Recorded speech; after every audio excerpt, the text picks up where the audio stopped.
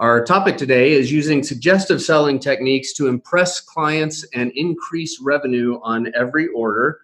And as we were fleshing this out a bit, it really became something going beyond just the suggestive selling techniques, which come from upselling and cross-selling and those kind of motivations. And you may think of suggestive selling really in the retail environment where somebody says, hey, do you want to supersize that? Or do you want fries with that? Those are the classic cases. And those don't really apply to the work that we're doing as professionals.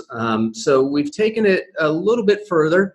And what we're going to be talking about today is more of the discussion around moving beyond just taking orders and stepping into a consultative selling situation, how to prepare and present complementary products and craft brand experiences for your clients, how to differentiate through your curated products and how to position those suggestions and ideas, how to use storytelling in product presentations, and how to integrate promotional products into your product mix and really build a full solution for your clients as you suggest what they should be doing rather than just taking the order that they are asking for.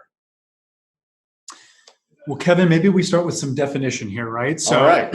We set the title, we set the topic here, and of course the main thrust of today's webinar is this concept of suggestive selling. So let's kind of unpack that a little bit, make sure we have a shared understanding of what the heck suggestive selling means before we start sharing insights. So Kevin, give us your perspective on the hard definition of suggestive selling. Well, I think suggestive selling comes from a position, and it comes back to a book that I read a long time ago, one of my ones that I go back to all the time. It's called The Trusted Advisor. And in chapter 4 of that book, titled How to Give Advice, there's a sentence that stuck with me, and I go back to it over and over, where it says it's not enough for a professional to be right. An advisor's job is to be helpful. So when making a suggestion, the key thing to me is that I'm suggesting things that will be helpful to the client, not just suggesting things that will be helpful to me, because people can see through that really, really quickly. So if I'm just suggesting a promotional product in a pitch because I want to sell a promotional product, that's not enough.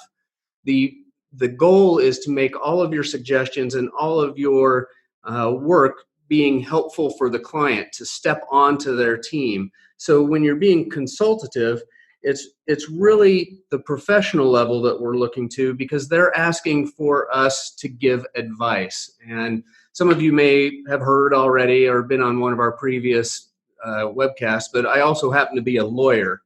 And so the lawyer perspective on giving advice is one that kind of it filters through into everything that goes on, because lawyers are used to giving advice to people who are, they are scared sometimes, they are in a state of stress sometimes, or they're excited. But almost all the time, the place that you start from in that kind of a advice giving situation is one where the person sitting across from you, the potential client, is wrong about what they're asking for, or they're wrong about what they expect to be getting out of the situation. And so you have to start unpacking the situation to begin with. And in our world, in the decorated products world, many times the clients come to us and they automatically say, I want a t-shirt, or I want this, or I want that. And it's really our job. It's easy enough to say, yes, we can do that and deliver it, and maybe that will keep people happy.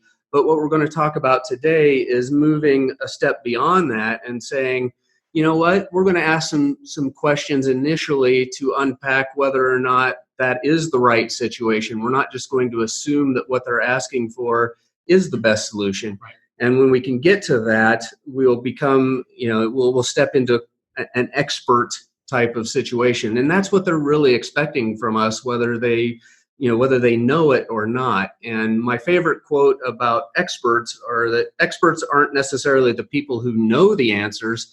Experts are the people who know how to find the answers. And I think all of us can relate with that, because we may not know the exact right thing that we want to do to solve a problem, but we know how to approach it and we know how to find it. Fair enough. And Kevin, I'm going to put you on the spot here.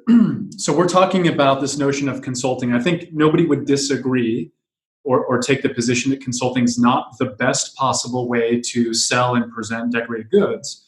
The other strategy is really the order taking, right? It's responding to the customer's initial intuition about which product would be the best product for their event or for their needs. And oftentimes it's so passive and easy just to leverage that opportunity and jump right into the sell and not ask questions, right? Yeah. But backing up 1 degree, let's talk about just the difference in experience. So if I engage with a consultant, that experience versus engaging with an order taker, it's just not a matter of presentation style. It's really an entirely different experience. Which one is going to be more meaningful, more memorable, less icky, less about the order and about the business's interest versus, my event and my marketing needs. So, again, putting you on the spot there, react to this notion of just an entirely different presentation and customer experience to begin with.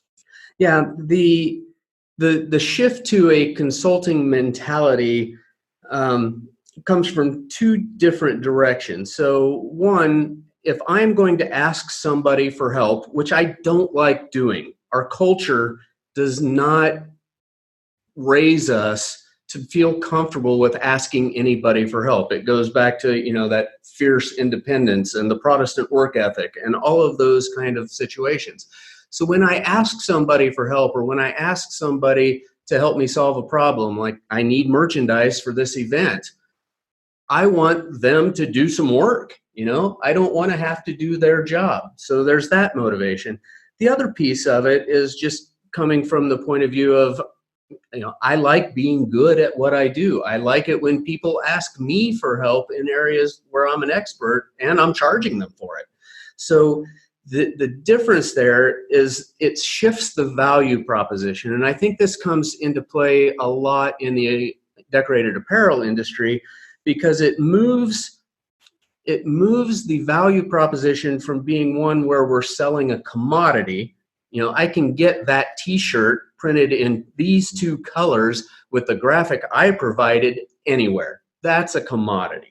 But if I'm trying to move into a situation where I have an event that I want to make memorable, or I want to really hook an emotion into, then I need somebody who is going to provide the added value. And that added value that all of you on the call and JP and I have to bring to the table is that we have expertise, we have experience, we've done this before where our clients may not have. So when we move into the consultative mindset, we are shifting the value proposition from selling a commodity, this t-shirt, to selling our experience in helping solve the problem.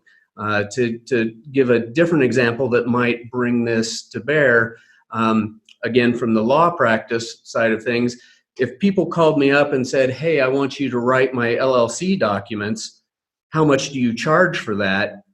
I shifted it around, because LLC documents are a commodity. The LegalZoom.com. LegalZoom.com does that. Yeah, Amazon.com will probably be doing all those kind of things. Nice. And so the value has to be in your expertise and the advice that you're giving. So what we're going to talk about a little bit more today is we're talking about why now, but we're going to move into some suggestions on how you unpack that and how you engage in it. And there are really 2 pieces to that. One that we'll get into next is really looking at the benefits that it brings to you and to your customers, because you are going to give extra value to each customer by giving that advice. Whether they take it or not is completely up to them. Right. But you are offering that value, because that value, even if they don't pick it up now, is an investment in the relationship with that client in the future. So one of the things to remember here is that when you are in a consulting situation, it is perfectly okay for the client to say no. It's perfectly okay. That's their choice. You have offered the advice, you've offered the value, you've made the investment in their situation, you've made the investment in them as a person, and that never goes away. If they say no now, the next time they come to you, they will be expecting that kind of engagement, and they'll probably be more ready to say yes. And let me interject, if they're calling on multiple decorators, multiple print shops to get a comparison, right? Most Americans are comparison shoppers, right? It's easy to do on web nowadays because you can simply Google or do a web search of a particular product or service and understand, is Amazon really the least expensive provider, or is there another provider? So Americans love to compare and contrast. So imagine, always assume that your client is shopping you against other providers. So again, it's all about the experience. If you invest a little bit of extra time and care in digging into their event, their marketing objectives, their true needs, which we'll get into in a moment's time, that's a much different experience than the print shop that's going to say, well, what style of t-shirt, what quantity, what's your budget, what's your enhanced date, the really transactional stuff, right?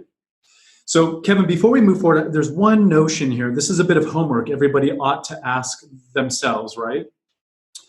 Oftentimes at a trade show, we'll ask the question, if we're ever doing education, we'll ask the question, who here is a screen printer? Who here does embroidery? And the hands go up, right? And so oftentimes when you meet a decorator and they explain their business, they will put it into terms of the things they do. I'm a screen printer. So I think the real paradigm shift here is to stop referring to the what you're doing, the sausage making process, right? But really backing it up and really underscoring the value that you offer as a business. And if there's one bit of advice I could give to every single decorator, print shop, any business we engage with, is start referring to your business as a marketing agency, a marketing firm. If you want to be really fancy, a boutique there you go. Agency that focuses on apparel and branded apparel or branded merchandise or event marketing or whatever your niche happens to be. But the term of art is a boutique agency. Exactly. And the paradigm shift is you're focused on solving marketing challenges and opportunities through very unique, creative products and messaging. And that is, again, a major paradigm shift between the marketer and the manufacturer, which is oftentimes a term that we use internally to describe the two types of operators in our industry at large, right? So we also refer to them as the order taker, right? So anyway, I just want to plant this notion. Ask yourself, when you are engaged at a business function or you have an opportunity to pitch your business, how do you present your business? And are you underscoring the real value that you offer and the sort of the what you're doing for your clients, or are you talking directly about the manufacturing process? And so my advice would be embrace this notion of your real and true purpose and role in the value chain. It is not to put ink on stuff, but it is to help organizations and businesses and any client in general to really with their marketing objectives, to pull off their event. Yeah, exactly. Pull off their objective. So we're going to break this into two phases next, and this is the real tactical phase. And the first one is one that tends to be missing. And we're going to first start with asking better questions on the intake process or the first meeting that you have with a client. And those two questions are what and why questions. So when somebody calls you and says, hey, I need to order 3 dozen t-shirts, I think, instead of jumping into the manufacturing questions of, okay, what size do you need? Or, what colors are you going to use? Or what's the logo that you're going to put on them? I want you to step back first and take just 5 minutes of time with your clients to engage in the questions are, okay, that sounds great. Tell me a little bit more about your event. What are you trying, what's really making you put this project together?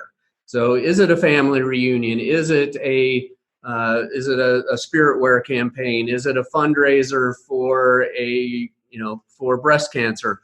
What is the event that you're going on so that you can really get into there? So what is the motivation for putting them together? Then the next question is a what question. What are you hoping to communicate?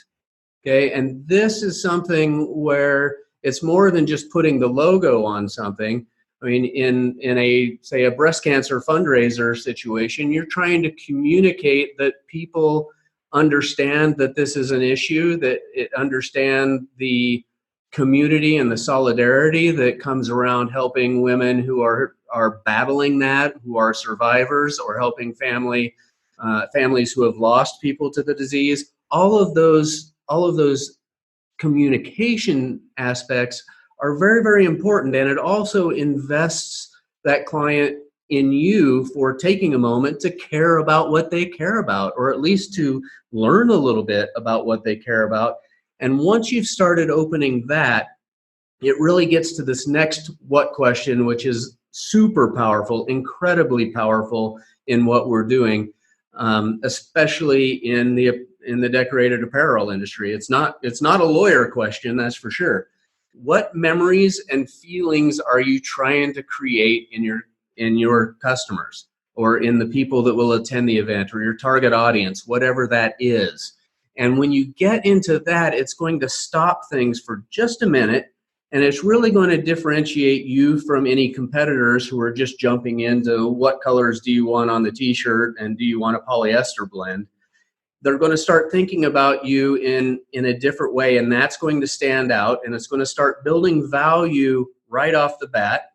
It's going to also set an emotional hook with your client, because when we talk about anything emotional, we are vulnerable, and the other people have to be vulnerable for a second. And anytime in our culture, especially, that you share a moment of vulnerability with somebody else, there is a connection.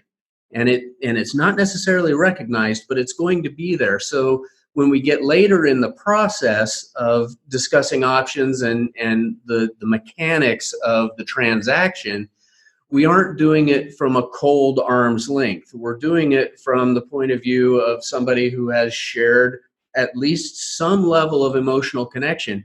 And it's really startling to me in our world of how often we forget about that we're working with other humans. So when we ask somebody to start thinking about those emotions, we start making a difference. And then what's going to happen is that when you have that conversation with somebody, again, the breast cancer side of things, we want to have the discussion of, is this something nuanced where we are celebrating survivors? That is a whole different emotion, and that's a different spirit that you're going to bring to your product selection than if the emotion of this particular breast cancer awareness event is to be supporting the families of people who are struggling with it right now. There's, that could change the colors that you use. That could change the fonts and everything that you use, from something that maybe is big and bold to something that's a little bit more subdued and supportive. So once you get into those notions, you'll be able to really dig into that if you consider what you're doing, and if you want to be the expert in this situation. When you listen and take the notes and understand the emotions that are coming through on this, it'll help you give better advice when it comes to to making the decisions of what you're going to present to them, and we'll talk about that in a minute. And then finally, a lot of times you'll be talking, and especially in a corporate situation or in a spirit wear situation, you're going to be talking to somebody who does not have the sole authority to sign off on the entire campaign. And so if you have a conversation with them that talks about emotional triggers, that talks about the brand message that's getting put out there, and people throw around the term brand message all the time, but nobody really knows what that means. What brand messaging really means is, what emotional hooks are you trying to establish with your customers? It's as simple as that. So you have to take the time to have that conversation.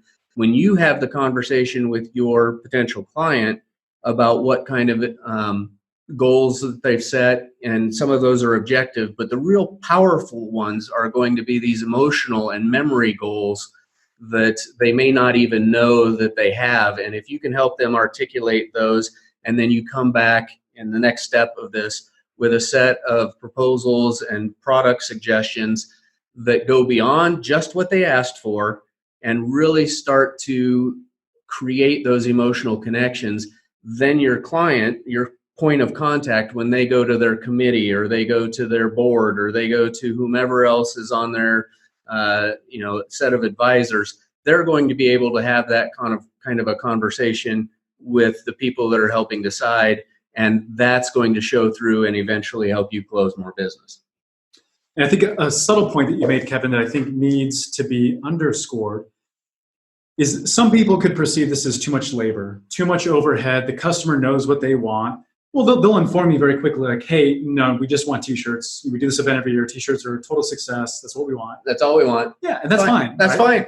But I think the other thing that you're making an excellent point of that needs to be observed is the benefit downstream to me as the business operator. So if I do my due diligence and I collect the right information, get the right conversation and insights, when I come back with the art approval, when I come back with the presentation, I'm more likely to accelerate the sales cycle and the process because I got it right, because I asked the right questions and there's no back work, right? And if you're a little bit more expensive, I'm going to say, hey, you did a lot more work. Yeah. You know? And to this point, let me use a completely different example. Like everybody knows, if you've ever done like a remodel project on your home, everybody will always say we're over budget and they'll laugh it off. But, and we're late. And we're late, exactly. But the reason that these projects come over budget is because maybe an interior designer will put together a gorgeous presentation of what your dream kitchen could be, and they present all these ideas that are outside of your budget that you've never contemplated, but you have to have that inbuilt ice maker near your bar. You have to have that inbuilt wine fridge, and you're willing to deviate from your hard budget because it's your dream kitchen after all, right? Yeah. So think in context of your, maybe we just suppose that all of our clients' events are their dream event. They're launching their brand, their new startup at this, exposition, and they need to make such a high impact. So it's my responsibility to present the right product mix, the right assortment, the right messaging to be able to help them with their dream project, right? Yeah. So anyway, jumping in there. All right, let's keep making progress here, Kevin. We got a lot to unpack here. Let's keep moving on. So the next piece, other than after you have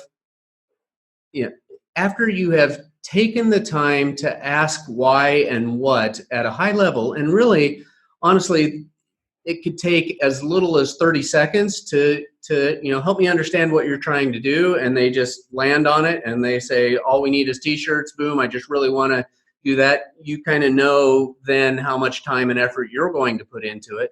But if they engage in that and you end up having a 10 or 15 minute conversation about those things, then when you get into, you still have to ask the mechanical questions about how many they need and when they need them, and those things that are probably on an order form that you have sitting on your desk right now. Those things are the mechanical sides of things, but the powerful questions and the questions that are going to help you close the sale are going to be those ones that you take 5, 10, 15 minutes up front to really talk to and get into. And, from my point of view, my goal on all of that is to understand their situation, but it's also to make a friend. And this may sound Machiavellian in terms of a sales technique, but it's way harder to tell a friend, no, I'm not going to buy from you, than it is to tell a sales guy, no, I'm not going to buy from you. And the way you make the way you cross the threshold from being just another commodity salesperson to being a consultant and a friend is by taking the time to at least try and ask the questions that get to the emotions involved in a successful project. Now, when you move into this, there's a core shift, and I think a lot of people may be coming from a position of where the customer is always right. We've been told that the customer's always right. The customer's always right. The customer's always right. Well, I can tell you that as a lawyer, it's the opposite. The customer is almost never right in what they're asking. But they Googled it. And they're coming to you and this kind of thing. And every once in a while you'll have an anomaly where the customer is actually right and they are well informed and they come with all of their stuff lined up, and it's wonderful when that happens, when you ask the question of why are you trying to do this, and they have an articulate answer that lines up with what they've asked you to do. That's an aha moment where the sun comes up and the clouds part and the grass is greener. But if you, those are called unicorn customers. The unicorn customers, yes. But if you move to a position where you're saying, you know what, the customer's initial question, their initial request is just our starting point. I'm not necessarily going to say they're wrong, because that doesn't usually get you anywhere, even if you're a lawyer and they actually are wrong. You can't just say, hey, you're wrong, this is what you should do instead, because then you come across like a jerk. But if you take the approach, and this is a very powerful mental shift, you take the mental approach that what the customer is asking for is only the starting point of what you're going to talk to them about, then you're going to automatically move into a situation where you're going to be suggesting, you're going to be using suggestive selling techniques, whether you know it or not, to help them solve the problem. So where this comes into play and how you can unpack it from a tactical point of view is that at the starting point, you assume that, yes, they're right. What are you asking for? What are the t-shirts that you had in mind when you called me up? Let's talk about those. Boom, boom, boom. Then automatically think, you know what? If I was trying to do that, I might consider this other product that accomplishes what I think you're after here, but maybe does it with a better wear quality, or it does it with a better color fidelity, or it would look better with what they're doing, or you know that they are into things like sustainability, and so this one is made from hemp instead of bleached cotton imported from China. Those kind of questions can come up immediately. So focus on the primary product and stay with that. That's what they asked you to do. If a client called me and said, hey, I want to start an LLC, I didn't start talking about a trademark. We talked about their LLC, right? It sounds like there's a but if there's an opportunity to add value by talking about the trademark, that is a great question. And you will want to use the term but. Don't do it. The term you use is and. So when they come to you and they say, I want to do this t-shirt with this, this, this, and this, you can say that is a great starting place. And let's also consider the second option. Fair enough? Try to eliminate the word but from your conversations as a trusted advisor, as a consultant, as a suggestive selling professional, and as a problem solver. The word to use is and. The reason for that, when I say but, I automatically am saying that I'm smarter than you are. And nobody likes to hear that. When I say and, we're on the same team. Exactly. Good point.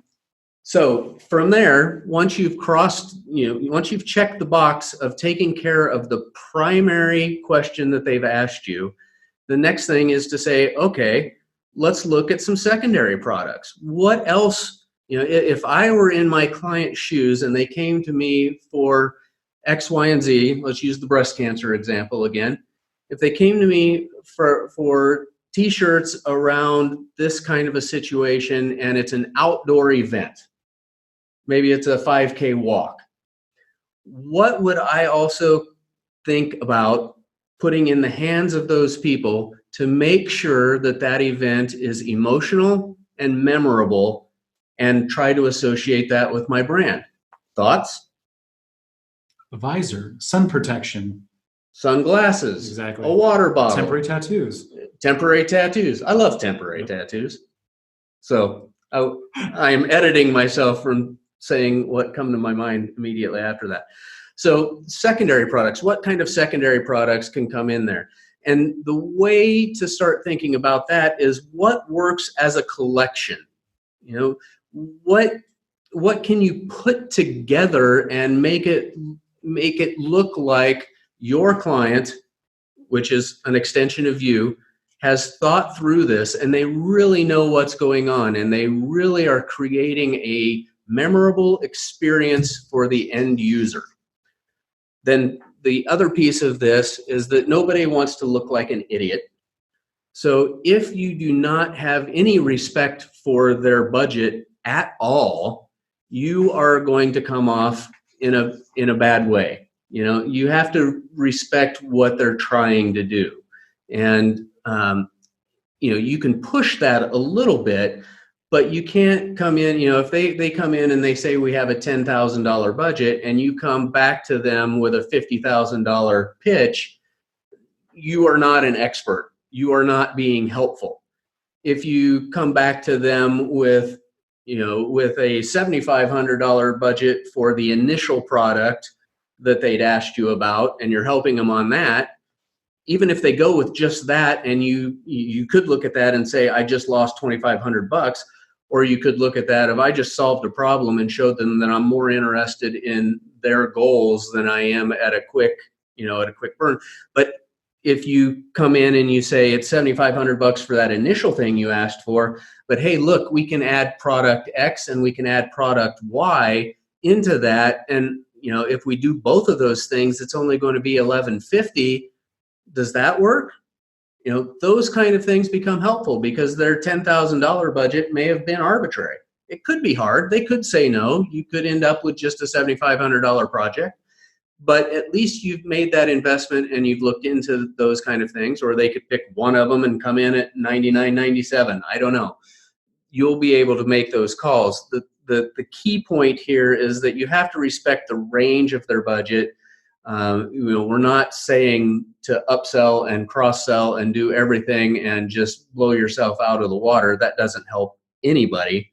But the next thing that I'll also throw in here is one that comes again from the lawyer perspective and just negotiating on contracts and everything. And if any of you ever have to negotiate a contract against me, you'll be on the watch for this.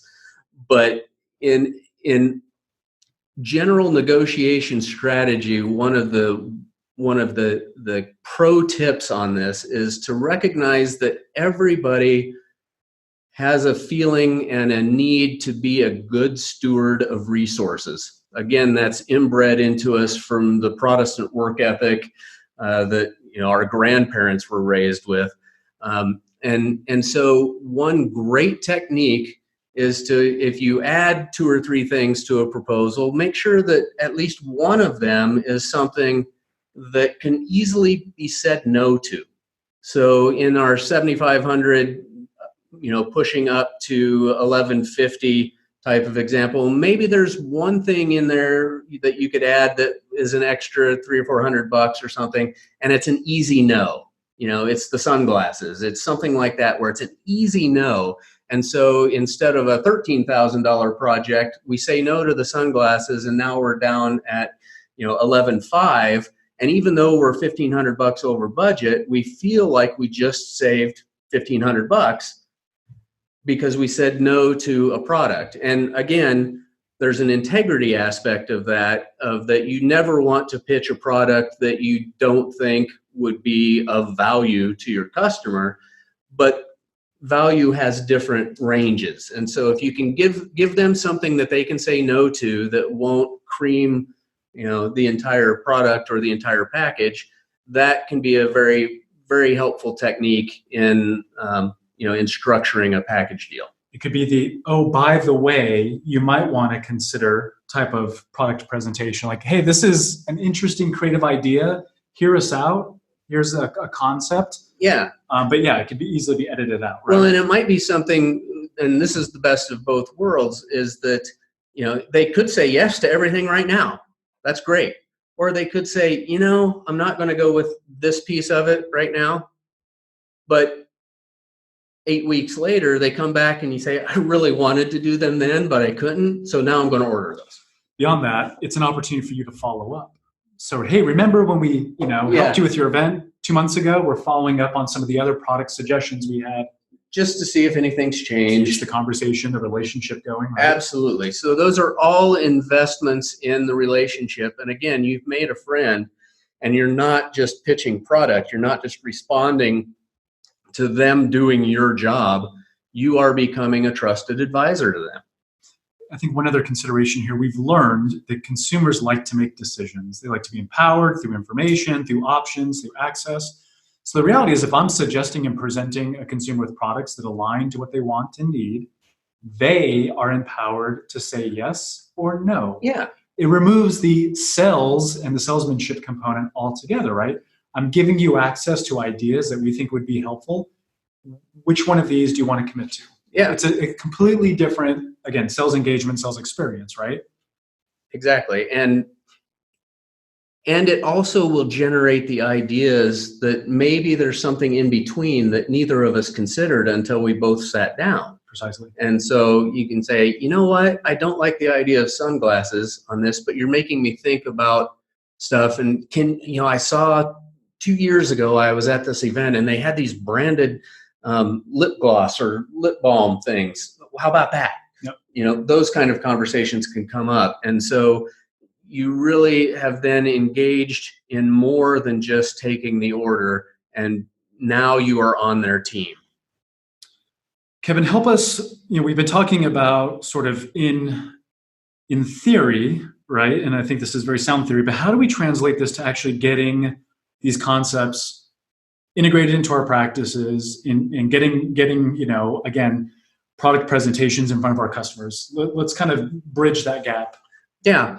So again, let's assume that you've had a great conversation with somebody. Somebody came in and they thought they were just going to give you a t-shirt order, and they thought that your order form was, when they looked at it, was just going to have quantity and size and color and those kind of questions, but they actually had a conversation about the real project with you, and now you understand what their goals are, you understand what's going on. This is the time for you to do your magic, and that is to bring your expertise. And I'm not going to try and tell you how to do that. You're in business for yourself. You know what you do best. You know what might work. You have experience with other clients that have done those things.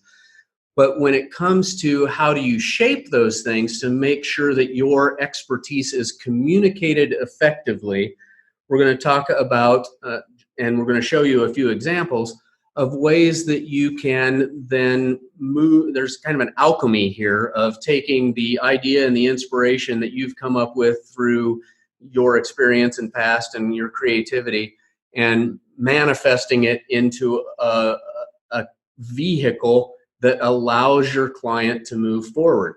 So what we need to do is keep three things in mind. Number one is that you are going to create packages at a few different levels. One is just answering the question that they came to you with and being respectful of their initial intention. So your initial intention was this set of t-shirts. I'm checking that box. Here's what you asked for. And then I'm going to give you one alternative that is something that basically checks the same box, but does it in a way that might be better for 2 or 3 reasons. And they can pick one or the other. Great. The key here is that every package that you present needs to be easy for your client to approve.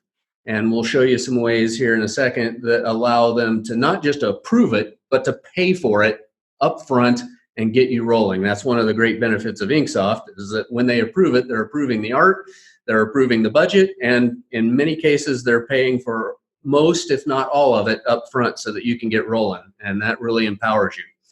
Next thing is that in a separate package, you want to include and think about production processes that you might not be able to produce in-house.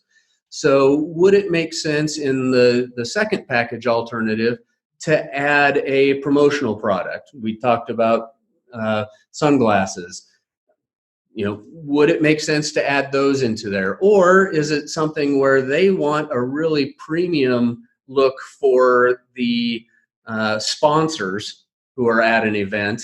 And so you might consider doing a level of shirts there that are polos that are embroidered with the design rather than the t-shirts that the volunteers are wearing. Those kind of things. And maybe you have to outsource the embroidery to get that done. And then the final thing is that in each of the packages that you're doing, you want to be able to communicate and express your authentic expertise. I've done this before. I've printed on this fabric before and it works really, really well, and it works better than the fabric that you asked for because of this, this, and this. We're not saying that your experience as a manufacturer does not have value. It absolutely has value. But it has value in the context of how you're solving a marketing problem more than it has value just standing on its own. So giving those things context, that your expertise is presented in the context of solving the client problem, of being the trusted advisor, of being the consultant, rather than just, here's the price for what you asked for.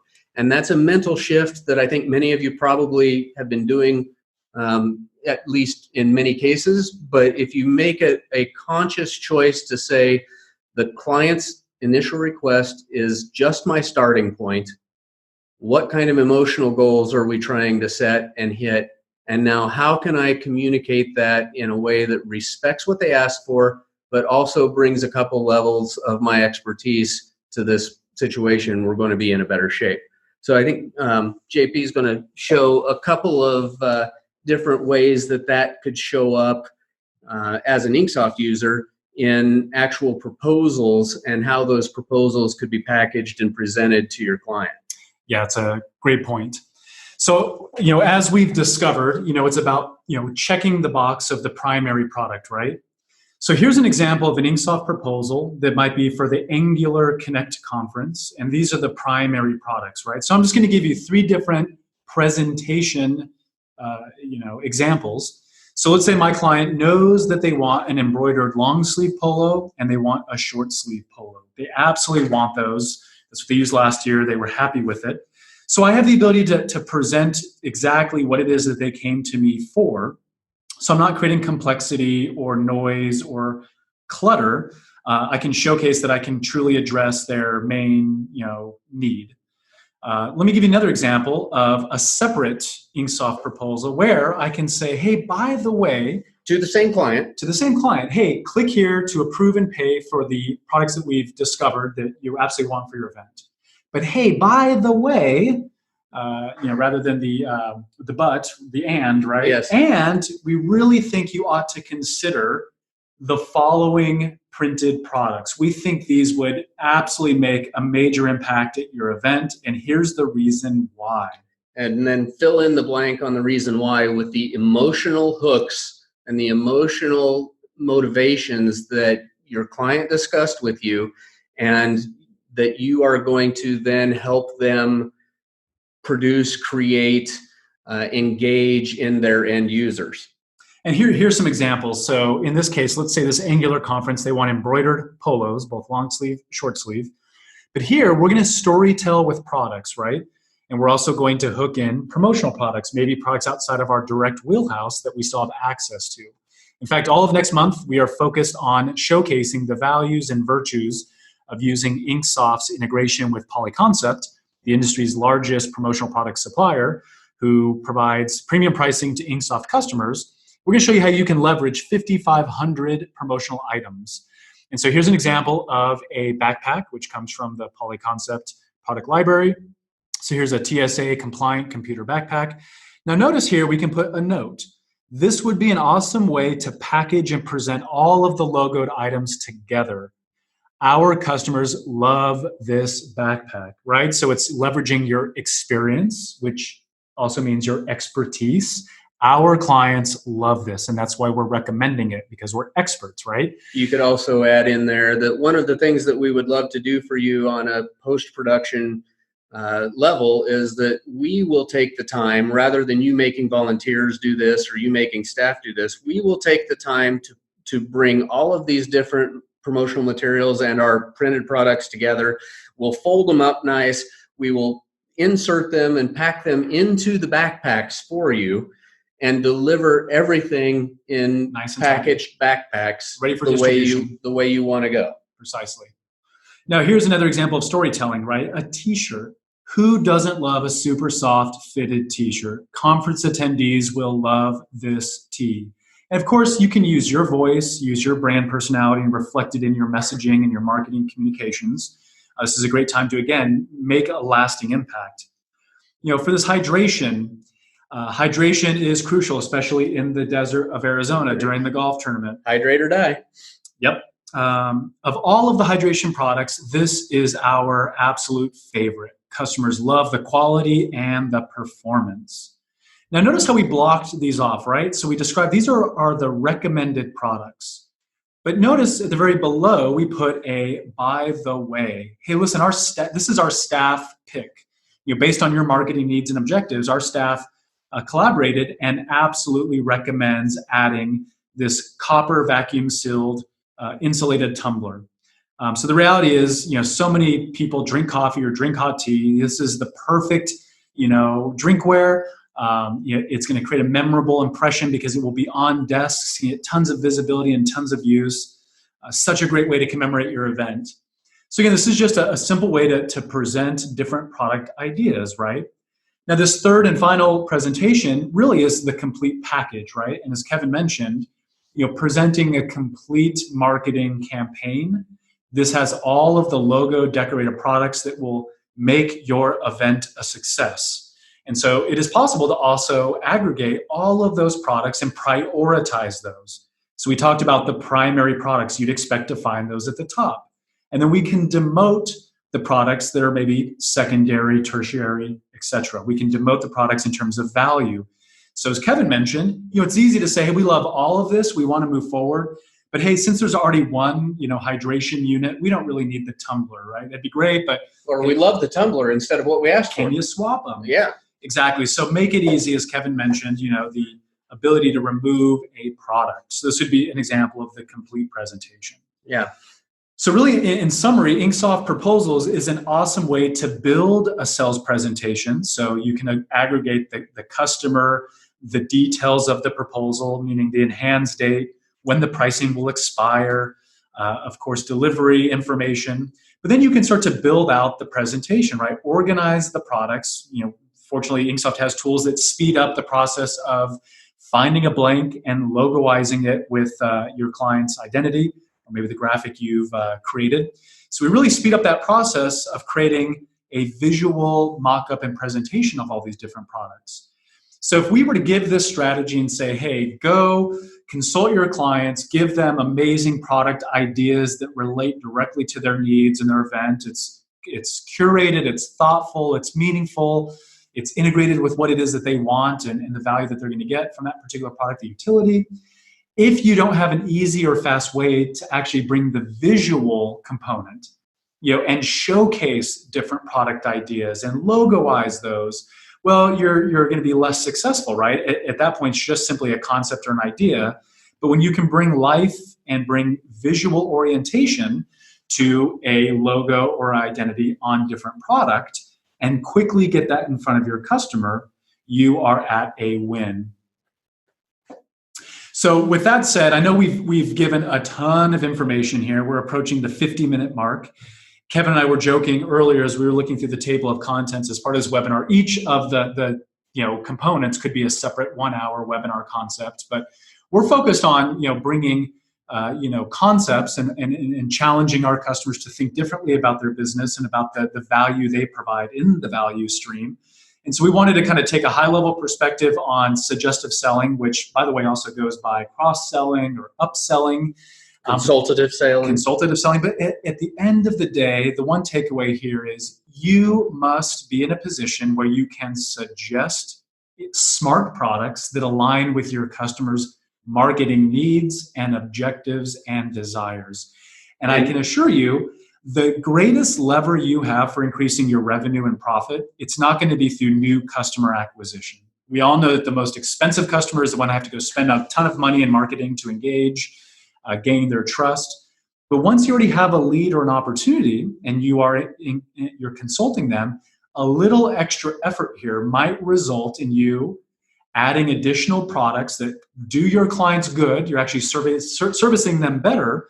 And that might result into increasing your revenue or increasing the average order by 10% or greater. So when we look at monetization, right, the easiest way, the biggest lever to monetize your business is to sell more to your existing customers. And this is by far, if I were you, I'd be putting the most equity into this strategy because it's the easiest and fastest to implement. I'm going to unpack this backwards, and then we'll go do a couple of, at least look at the questions. You want to look at those? But unpacking this backwards, when I look at InkSoft proposals and I see specifically that line item notes feature and the whole piece of things, it's like, that's great, but it doesn't make much difference if I haven't had the what and why conversations with the client to begin with. Once I've put those 3 steps together where I've said, why are you doing this? What are you trying to accomplish? And then I've moved into a mindset where their initial request is just my starting point. Then I can really leverage the full power of my experience, my portfolio, my access to product, my expertise and access of network to get other things done, and the tools that I have, especially if I'm an InkSoft customer, to really present that to a customer in a way that makes me the expert in this industry and it makes me part of their team.